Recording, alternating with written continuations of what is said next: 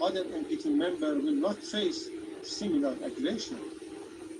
Madam President, for more than 2 decades, Israel, an outlaw nuclear armed regime that refused to join the NPT despite Security Council Resolution 487, has promoted the deceitful and false narrative that Iran is on the cusp of acquiring a nuclear weapon, while there has not been even one shred of evidence to substantiate such baseless allegation. Iran's consistent diplomatic engagement made in good faith, leading to the JCPOA and its full compliance with the commitment herein with the UN Security, the very peaceful nature of its nuclear program. Madam President, Iran is acting within its inherent unlawful right of self-defense under Article 51 of the UN Charter. We will take all measures deemed necessary at our disposal to protect our people, our sovereignty, territorial integrity, national and vital interests, and our peaceful nuclear program in accordance with international law. Once again, I would like to remind this esteemed body of its legal and moral obligation. If this Council and the United Nations built to maintain international peace and security fail to act at this decisive moment, they will forever lose their credibility and relevance. Israel and the United States are the chief culprits for eroding the rule of law, undermining international law, the IAEA statute, and the non-proliferation regime. However, the silence, double standards, and complicity of international organizations and some Western countries, including France and the UK, are equally reprehensible. The UN Security Council should immediately act under Chapter 7 of the United Nations Charter to redress such injustice and gross violation by strongly condemning the blatant aggression, violation, and heinous crimes committed against the Islamic Republic of Iran, adopting effective enforcement action against the aggressor, hold the United States and Israeli regime fully accountable, place the Israeli nuclear facilities under agency safeguard. This is a historic test for this Council, for the United Nations as a whole. Every state and every responsible actor must rise to this occasion and condemn without ambiguity. These blatant crimes, failure to do so will lead to the gradual decline of the very aspiration of the non-proliferation regime and normalize a dangerous precedent when might, our rights, right, and where the fundamental principles of the UN Charter are trampled without consequences. Madam President, distinguished colleagues, we stand at the crossroads. Let us be the moment we put an end to impunity, the moment we uphold the principles on which this Council was founded. This Council must act decisively. Silence will be complicity in these crimes. If this Council fails to act and condemn this blatant aggression, the stain of complicity will forever remain on its conscience as it does with Gaza. I thank you. I thank the representative of the Islamic Republic of Iran for his statement, and I give the floor to the representative of Israel. Thank you, Madam President. First, I would like to thank the Secretary General, ASG Yancha, Director General Grossi, for your remarks. Madam President, last night, history changed. The United States of America struck Iran's nuclear sites at Fordo, Natanz, and Isfahan. The United States, the leader of the free world, removed the greatest existential threat facing the free world. Just like our Operation Rising Lion, this was not a war of choice. This action was a necessity. It was a righteous act for the United States, for Israel, for the Middle East, and for the world. So the entire world should say on record today, here and now, thank you. Thank you to the United States for removing the greatest threat to global security. Thank you, President Trump, for acting when so many hesitated. Thank you for protecting the free world with strength and with moral clarity. Now, some come here to denounce the United States and Israel. So let me ask you, where were you? Where were you when Iran raced toward the bomb? Where were you when it enriched uranium far beyond the point of civilian usage? When it buried entire fortress beneath mountain to prepare for our extermination? Where were you when Iran turned negotiation into theater and deceit into strategy? You were silent. You were complicit. You were afraid. You were bystanders. Months ago, I sat before this council and called for a coalition of the courageous. I called for a coalition with the moral clarity and strength to confront the greatest threat our world has seen since the Second World War. Last night, the leader of the free world acted with courage. The United States acted, not just for itself, but for every nation that values freedom over radicalism. For every nation whose children deserve to grow up without the shadow of a nuclear disaster hanging over their heads. Now, the world must follow suit. Madam President, we have heard many calls for diplomacy today in this chamber. We have heard the Secretary General calls for de-escalation. You cannot ignore that diplomacy was tried over and over. The United States led that effort. Many nations here in this room engaged in diplomacy with determination and good faith. But the regime in Tehran had other plans. It used the negotiating table as camouflage, a delay tactic, a way to buy time while building missiles and enriching uranium. Iran negotiated agreements it never intended to keep.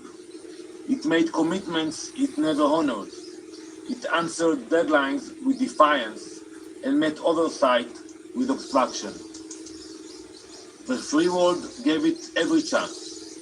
We gave it months, we gave it years, we gave it every possible off-ramp. Iran would move. So it had to be moved.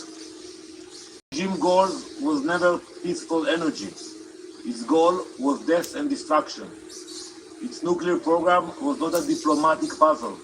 It was a loaded gun pointed at the heart of the international system and the stability of the world. To those who now fake concern and cry escalation, we say, this is what the last line of defense looks like, when every other line has failed. Make no mistake, the cost of inaction would have been catastrophic. A nuclear Iran would have been a death sentence just as much for you as it would have been for us. Madam President, while Iran fired rockets at synagogues, mosques, schools and homes, the United States acted with precision, as does Israel. Israel's targets are not cities. They were not civilians. They were not homes or schools. They are ballistic missile launchers and nuclear sites. This is a moral difference between us and them. They seek chaos, we seek order. They build weapons to destroy the world, we build partnerships to protect it.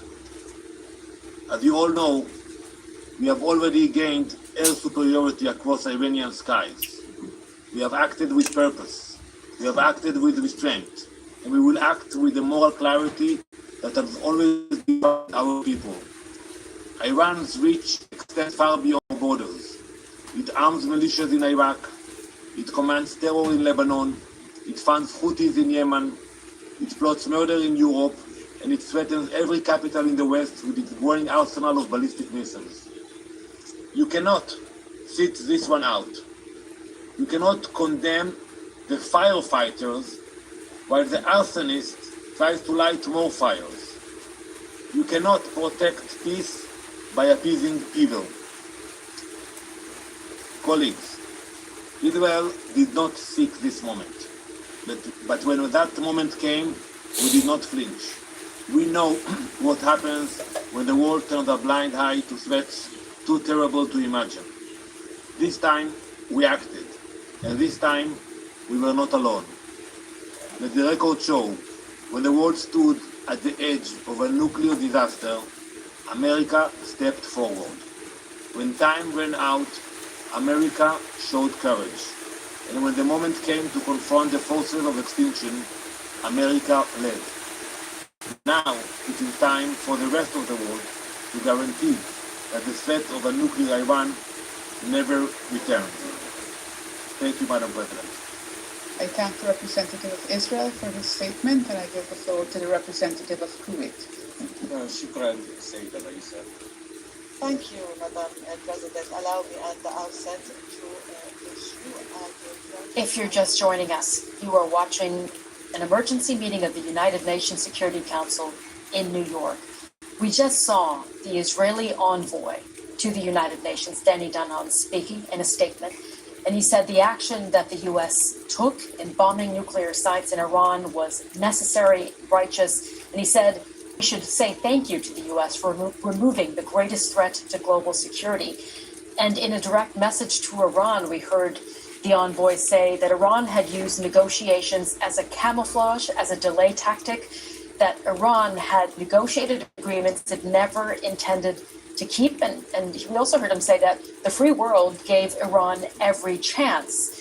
And he said, we know what happens when the world turns a blind eye to threats, and that Israel and the U.S. had to act. Now, just before that, we saw the Iranian envoy deliver a statement to the body as well. And there, in that statement, urging very clearly the Security Council to take a stance against the Israeli and U.S. actions.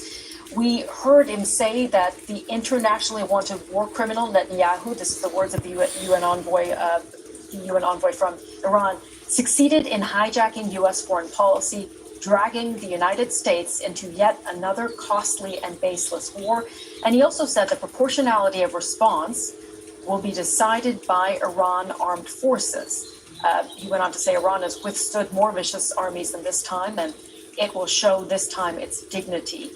And on diplomacy, he said, from the perspective of Western countries, Iran must, quote, return to the negotiating table, but how can Iran return to something it never left?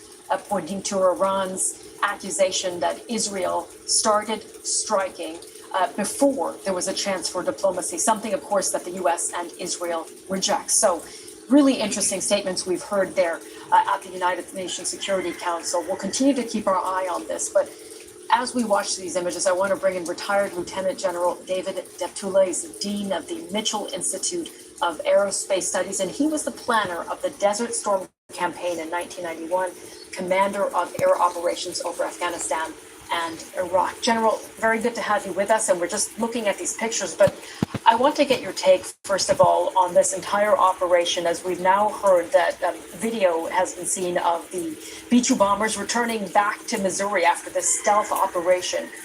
What do you make of how this was all carried out? Well, first, what I'd tell you right up front is the U.S. air attacks yesterday really deserved an A+ in terms of performance. It was a spectacular demonstration of an extraordinarily well-done set of air and space operations. Now, to give you a little bit of context, this was a very difficult mission to plan and execute, and one that our very best pilots, weapons officers, intel targeteers executed flawlessly. And they made it look easy, but it was actually very, very complex and dangerous. Let me provide just a bit of insight. We're talking about using over 125 aircraft, the B-2s flying over 7,000 miles one way, entering highly defended airspace, executing the first operational delivery of the GBU-57 30,000-pound bombs needing exquisite precision, requiring exact synchronization with all the other U.S. combat aircraft to assure very tightly timed suppression of enemy air defenses. All of that done with minimal communications, and then flying 7,000 miles back. So they were in the air for 37 hours. Like I said up front, it was a spectacular achievement and confirms the unmatched capabilities of the U.S. military, and particularly the United States Air Force. And So General, I'll just jump in and say in a that nutshell. we've now seen the president on Truth Social confirm. He's written, "The great B-2 pilots have just landed safely in Missouri. Thank you for a job well done." So that confirmation of the images that we've seen on social media of those pilots returning to the base in Missouri after that mission. Interesting to see that the Vice President, J.D. Vance, has indicated that Iran's stockpile of enriched uranium might still be intact after this mission. That doesn't, of course, mean that the mission was not completed exactly as it was planned, but perhaps that the nuclear threat that Iran's posed is not completely destroyed. What do you make of that? Well, first, I think that's accurate. And it's also interesting, or not interesting, but it's important to put the strike in context. All right? It had very specific objectives at these three facilities, and that was to lessen, if not eliminate, Iran's continued progression toward their goal of achieving a nuclear weapon. So, it would be nice if it could immediately be eliminated in one strike, but that unfortunately is not the case. So yeah, the uranium that they've already enriched to over 60%, which I'd remind your audience, only 5% required for peaceful purposes, is still out there. The issue now has become, okay, what is the strategy for continuing to put pressure on Iran until they come to their senses and realize that the mullahs leading of Iran is not in the best interest of their people. Part of that follow-on strategy, if they don't finally come to the negotiating table and say, okay, look, we get it, we're going to forego this desire to acquire nuclear weapons in the best interest of our people. If they don't do that, then what Israel has done through its securing of air superiority across the entirety of Iran is provided a strategy of delay, if you will. They can go anywhere they want to in Iran, and if Iran continues to pursue these weapons and attempt to reconstitute their threat or continue to enrich uranium, then intermittent precision attacks can continue to put pressure on them and continue the delay. So it'd be nice to have an easy solution, but Israel's actions today have provided another alternative that didn't exist last week. So, General, can I ask you this? When the U.S. says, or when President Trump's cabinet, members of his cabinet, like the Defense Secretary, like the Secretary of State, say this is essentially a one and done, the mission was achieved in dropping these bombs on these sites, is that going to be possible, do you think? Look, everything, there's no certainty attacks. It's difficult to anticipate just what the ultimate outcome might